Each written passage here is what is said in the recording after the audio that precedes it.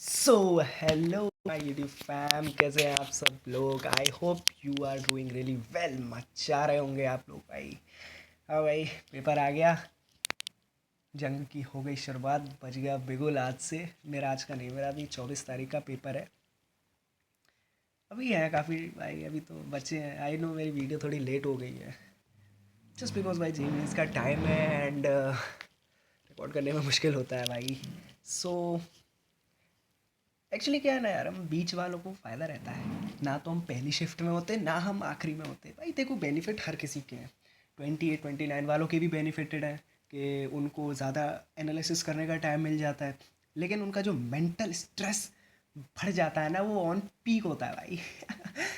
उनका हालत ख़राब हो जाती है। लेकिन हाँ, इट इज़ द टाइम जहाँ हमें अपना मेंटल पीस कंट्रोल करके रखना है भाई। देखो, आज मैं जानता हूँ काफ़ी दिनों बाद एक वीडियो डाल रहा हूँ and I guess it is necessary for me and for you as well, जो भी इस वीडियो को देखेंगे। एंड मैं बस आप लोगों से कुछ आज 5-6 इंपॉर्टेंट पॉइंट्स के बारे में बात करना चाहूँगा, which is really very important I guess according to me. So let's talk about the very first one, sleep cycle. हाँ, कुछ लोगों के मन में वो वाला मीम आ गया होगा उस साइकिल की, तो तो भाई बात सच है, ये स्लीप साइकिल जैसी चीज़ एग्जिस्ट नहीं करती है जेई एस्पिरेंट्स के लिए, क्योंकि अब जैसे जैसे एग्ज़ाम पास आ गया है, नींद की धज्जियाँ उड़ी पड़ी हैं भाई। दिन में नींद नहीं आती, रात में नींद नहीं आती, सुबह जल्दी उठा नहीं जाता भाई। मेरे फर्स्ट शिफ्ट नहीं रही है मेरे को 9 to 12 वाली, एंड मैं भाई रात को 3-3 बजे सो रहा हूँ, सुबह 10-10 बजे जग रहा हूँ। आई डोंट नो क्या होगा उस दिन, कैसे उठूँगा मैं, बट ठीक है, रियली ट्राई टू मैनेज कि मैं उठ जाऊँ ढंग से। बट देखो क्या होता है ना यार, कि उठना उतना इम्पोर्टेंट नहीं है जितना हमारा उस टाइम फ्रेम में दिमाग का काम करना इम्पोर्टेंट है भाई। हमारा माइंड का, अगर उस टाइम फ्रेम में हमारा माइंड एक्टिव रहेगा तो हम पेपर में अच्छा परफॉर्म कर पाएंगे। अब ऐसा तो है नहीं कि 9 से 12 वाली शिफ्ट है, तुम रोज़ 10 बजे उठ रहे हो। आई नो, ये मैं अपने बारे में बात कर रहा हूँ। एंड भाई उस दिन जाके तुम्हें एग्ज़ाम हॉल में भयंकर भयंकर नींद आ रही है भाई, ऐसा नहीं होता। हाँ, वैसे एक बात है कि एग्ज़ाम फियर की वजह से नींद तो वैसे भी नहीं आती, लेकिन ब्रेन एक्टिव होना ज़रूरी है उस टाइम फ्रेम में। कोशिश करो जिनकी सुबह शिफ्ट है वो 9 बजे से पहले पहले उठ जाएँ, थोड़ी एक्सरसाइज वक्सरसाइज करें, अपना दिमाग रिफ़्रेश करें, अपना एक्टिव करें कि भाई तुम काम करने के लिए तैयार हो जाओ बस। तो भाई देखो, मैं सजेस्ट ये करूँगा भाई, अपनी स्लीप साइकिल सुधारें। 2 दिन है मेरे पास, मैं 2 दिन जल्दी उठने की कोशिश करता हूँ। 2 दिन क्या यार, कल का ही दिन है। ठीक है ना। And the second thing I am want to talk about that positive mindset. मेरे हिसाब से ये जेई की जर्नी का या जेई के पेपर के लिए सबसे इम्पॉर्टेंट पॉइंट है कि भाई अपना माइंडसेट पॉजिटिव रखो यार। देखो, नेगेटिवली चीज़ें देखोगे या फिर नेगेटिव सोचोगे कि भाई तेरा कैसे होगा, तेरा होगा नहीं होगा, तूने इतनी तैयारी नहीं की, तेरा तो हो ही नहीं सकता है, तो भाई डेफिनेटली तुम्हारा नहीं होगा भाई। सब चीज़ें भाई इस चीज़ से कनेक्टेड है, सब चीज़ें इससे कनेक्टेड है। अगर तुम पेपर देने जा रहे हो, तुम ये सोच के जा रहे हो कि भाई सब बढ़िया होगा, मज़ेदार सब चीज़ें जाएंगी, वेल मैनेज्ड, सब बढ़िया होगा, अच्छा होगा, पॉजिटिवली सोचोगे कि हाँ मैंने अपना बेस्ट दिया है, अब मैं आगे अपना पेपर में बेस्ट देने जा रहा हूँ। अगर तुम ये सोच के जाओगे, बिना टेंशन लिए जाओगे, तो तुम्हारा डेफिनेटली पेपर अच्छा होगा। जो चीज़ें तुमने नहीं भी पढ़ी होंगी वो भी शायद तुम्हें याद आने लग जाएंगी, या फिर जो चीज़ें तुम्हारे दिमाग से स्लिप भी हो रही होंगी वो भी आने लग जाएंगी दिमाग में। And the second thing is word कि भाई पेपर में टेम्परामेंट मेंटेन करना। भाई टेम्परामेंट जो होता है ना भाई, कामनेस का जो हमें मेंटेन करना एक बहुत ज़रूरी हो जाता है पेपर एग्ज़ाम हॉल में, जस्ट बिकॉज कि अगर हम स्ट्रेस में रहेंगे उस टाइम, या फिर अगर हम प्रेशर लेते रहेंगे, तो ऑब्वियसली हमारा पेपर ख़राब जाएगा, क्योंकि जो हमें आती हुई चीज़ भी है वो हम स्ट्रेस एंजाइटी की वजह से हम भूल जाएंगे।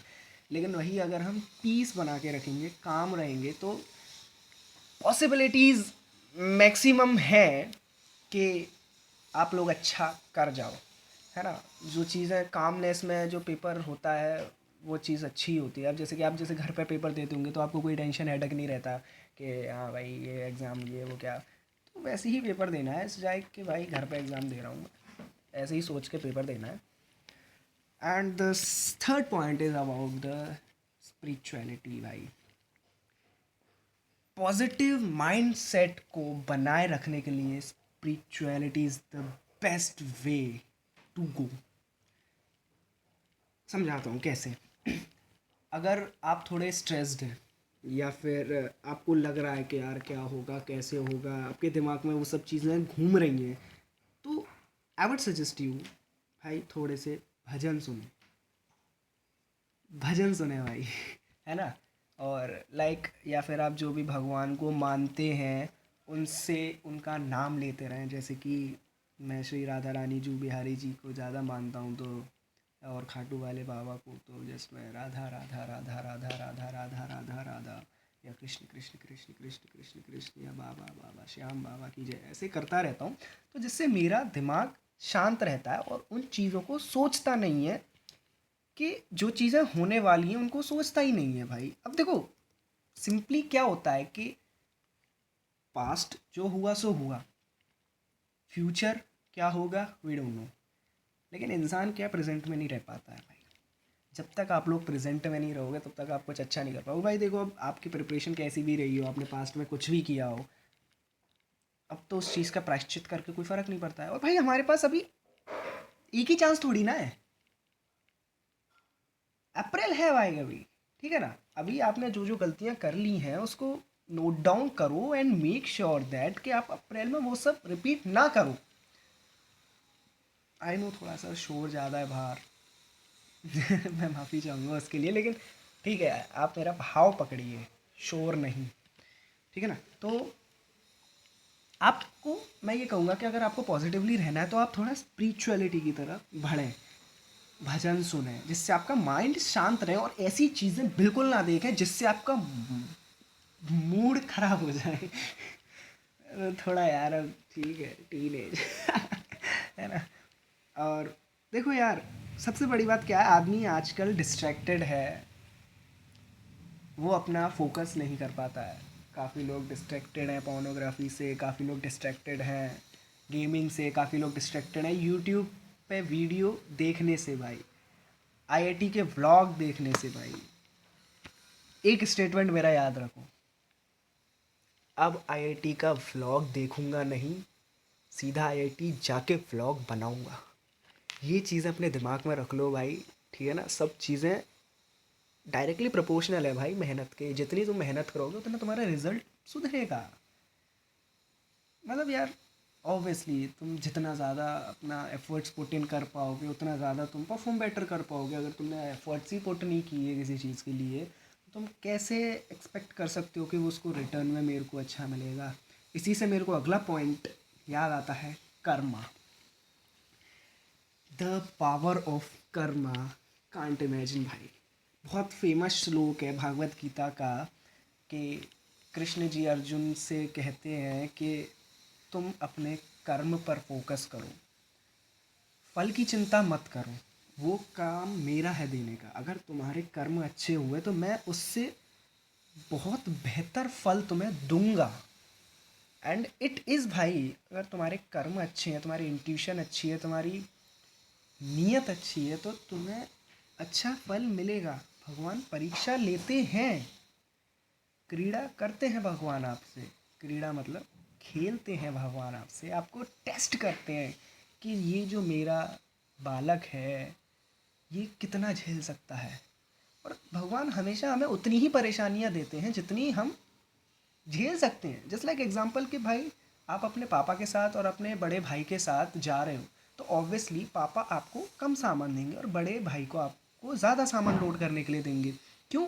क्योंकि पापा को पता है कि ये इतना उठा सकता है, ऐसे ही भगवान को पता है कि हम कितना उठा सकते हैं बोझ, हम कितना कर सकते हैं, तो उसी हिसाब से हमें हमारे पे कठिनाइयाँ देते हैं। वो तो आपने सुना ही होगा कि कठिनाइयों को सामना करते करते ही इंसान परफेक्ट बनता है। परफेक्ट कोई नहीं है, we have to move for the betterment, okay. Now the next point is subconscious mind, the power of subconscious mind. भाई देखो, आपने बहुत बार सुना होगा the power of manifestation, power of subconscious mind. जो आप बनना चाहते हो वो सामने लिख लो, या फिर जो आप करना चाहते हो उसको माइंड में रिपीट करो तो आप द इसके पीछे सारी चीज़ें जुड़ी होती हैं। द फेट, द यूनिवर्स वो आपसे काम करवाता है, एंड दैट इज़ ट्रू भाई। कहीं ना कहीं मैंने काफ़ी बुक्स पढ़ी हैं तो दैट इज़ ट्रू, एंड काफ़ी स्टोरियाज भी सुनी है, काफ़ी स्टोरीज सुनी है मैंने इससे रिलेटेड, तो ये सत्य भाई। हमारे सबकॉन्शियस माइंड एक तरह से ये मान लीजिए जैसे कि अब किसी वेबसाइट होती है, उसके दो एंड होते हैं, फ्रंट एंड होता है, एक बैक एंड होता है। तो बैक एंड पे जो वर्क चल रहा होता है वो हमें नहीं दिखता है, लेकिन जो फ्रंट एंड पे हमें आउटपुट निकल के आता है वो हमें दिखता है। तो ऐसे ही हमारा सबकॉन्शियस माइंड हमारे लिए बैक एंड पे काम करता है। अगर आप कोई चीज़, आप किसी चीज़ में एस करना चाहते हैं, या फिर आप किसी चीज़ को बहुत हासिल करना चाहते हैं, उसको आप मन में सोचें भाई कि हाँ मेरे को इतनी रैंक लानी है, मेरे को इतनी रैंक लानी है, मेरे को आईआईटी जाना है, मेरे को आईआईटी बॉम्बे जाना है, मेरे को आईआईटी बॉम्बे जाना है। सोचें भाई उस चीज़ को, बार बार सोचें, तो आपके अंदर से ही वो ताकत आएगी उस चीज़ के लिए मेहनत करने की। डिस्ट्रैक्शन एक ऐसी चीज़ है जो कि हमें मेहनत करने से रोकता है। जैसे कि करंट को फ्लो होने से रेजिस्टेंस रोकता है ना, ऐसे ही हमें स्मूथली फ्लो करने से डिस्ट्रैक्शन एक रेजिस्टेंस की तरह काम करता है। हमें उस रेजिस्टेंस को मिनिमाइज करना है बस, ठीक है ना। हमें एक हैवी रेजिस्टेंस को एक डायोड में कन्वर्ट कर देना है। हमें चलते रहना है भाई, हमें रुकना नहीं है। जिस दिन तुम रुक जाओगे उस दिन सब कुछ खराब हो जाएगा, लेकिन अगर तुम चलते रहोगे चलते रहोगे चलते रहोगे, कंसिस्टेंसी मेंटेन करते रहोगे, सब कुछ अच्छा होगा। दावे के साथ कह सकता हूं मैं। बस हमें ज़रूरत है पॉजिटिव माइंडसेट की भाई। पॉजिटिवली सोचो कि मेरा होगा, क्यों नहीं होगा। जो कर रहे हैं वो क्या इंसान नहीं है, हमारे जैसे ही है ना वो लोग भी, लेकिन उन्होंने कंटिन्यूसली मेहनत करना चूज़ किया अपने पाथ के लिए, अपने सपने के लिए। और हम लोग क्या करते हैं, बस time waste. Time management is the key to success guys. अभी की मेहनत कर लोगे, आपके 70 साल बन जाएंगे। अगर आप अभी मेहनत नहीं करोगे और आप अभी और चीज़ों में इंडल्ज रहोगे, आपके 70 साल मेहनत में जाएंगे। मेहनत हर जगह करनी पड़ती है, लेकिन कंपैरेटिवली आपको कम करनी पड़ेगी अगर आप कहीं अच्छी जगह पहुंच जाओगे तो। Now the next thing is FOMO. सबको होता है भाई, मेरा ये छूट गया, मेरा रोटेशन नहीं हुआ, अरे यार मैं ईएमआई का फार्मूला भूल गया, अरे मेरे को तो इलेक्ट्रोस्टैट का सॉलिड स्फीयर का फार्मूला ही याद नहीं आ रहा, क्या हो। सबको होता है फार्मूला भूलना, ये सब चीज़ें नॉर्मल है भाई, कैजुअल है, सबको प्रॉब्लम होती है। मेरे को भी होता है कि अरे यार केमिस्ट्री की ऑर्गेनिक रिएक्शन क्या थी ये भूल गया मैं, इनऑर्गेनिक में इसकी हाइब्रिडाइजेशन क्या थी, ये सबके साथ होता है भाई। मैथ्स में ये कैसे सॉल्व करते थे, ये सबके साथ नॉर्मल है, इसके बारे में ना सोचो। अगर आप एग्ज़ाम में काम रहेंगे तो अपने आप ये चीज़ें आपके माइंड में आती जाएंगी बस। लेकिन इम्पॉर्टेंट ये है, मैं बार बार यही चीज़ मेंशन करता हूँ, एग्ज़ाम में काम रहना। सब चीज़ें बेस्ट होंगी, काम रहना है बस, आपको कामली काम करना है, बढ़िया मस्त स्मूथली सब चीज़ें जाएंगी। और आपका ज़्यादा वक्त ज़ाया ना करते हुए मैं अपनी वीडियो को यहीं समाप्त करता हूँ। मिलते हैं आपको जेईई मेंस के रिज़ल्ट वाले दिन। सबको ऑल दी बेस्ट, टाटा।